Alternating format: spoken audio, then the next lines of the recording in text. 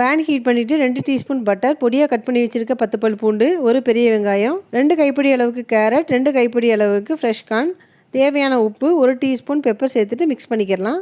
Medium size capsicum cut பண்ணி இதோடய சேர்த்துட்டு 2 மினிட்ஸ் வதக்கிட்டு தனியாக ஒரு கப்பில் எடுத்து வச்சிடலாம். பேன் ஹீட் பண்ணிவிட்டு 2 table spoon butter, 5 table spoon maida சேர்த்துட்டு பச்சை வாசனை போகிற வரைக்கும் மிக்ஸ் பண்ணிக்கிறலாம். இப்போ 1/2 லிட்டர் பால் சேர்த்துட்டு லம்ஸ் இல்லாமல் மிக்ஸ் பண்ணிக்கிறணும். இப்போ வதக்கி வச்சுருக்க வெஜிடபிள்ஸ் எல்லாம் இதில் சேர்த்துட்டு மிக்ஸ் பண்ணிக்கிறேன். வேக வச்சு வடித்து வச்சுருக்க ஸ்பைரல் பாஸ்தாவை இதோட போட்டுக்கிறேன். இந்த அளவுக்கு நல்லா சாஃப்டாக குக் பண்ணியிருக்கணும். இப்போ இதோட சேர்த்துட்டு மிக்ஸ் பண்ணிக்கிறலாம். ரொம்பவும் கெட்டியாக இருந்ததுன்னா ஒரு 1/2 டம்ளர் தண்ணி சேர்த்துக்கிறலாம். இப்போ 1 டேபிள் ஸ்பூன் கசூரி மேத்தி சேர்த்துக்கிறேன். 1/2 teaspoon pepper, 1/2 teaspoon chilli flakes சேர்த்துட்டு நல்லா மிக்ஸ் பண்ணிக்கிறலாம். இது நல்லா ஹீட் வந்ததும் சீஸ் போட்டு மூடி போட்டுடலாம். ஒரு 2 மினிட்ஸ் அப்படியே இருக்கட்டும். சீஸ் இந்த அளவுக்கு மெல்ட் ஆனதும் மிக்ஸ் பண்ணி விட்டுட்டு சூடாக இருக்கும்போதே சர்வ் பண்ணிடலாம். சூப்பர் டேஸ்ட்டில் ஒயிட் சாஸ் பாஸ்தா. நீங்களும் இதை ட்ரை பண்ணி பார்த்துட்டு மறக்காமல் ஜாப் சமையல் சேனலை சப்ஸ்கிரைப் பண்ணிடுங்க. தேங்க்யூ.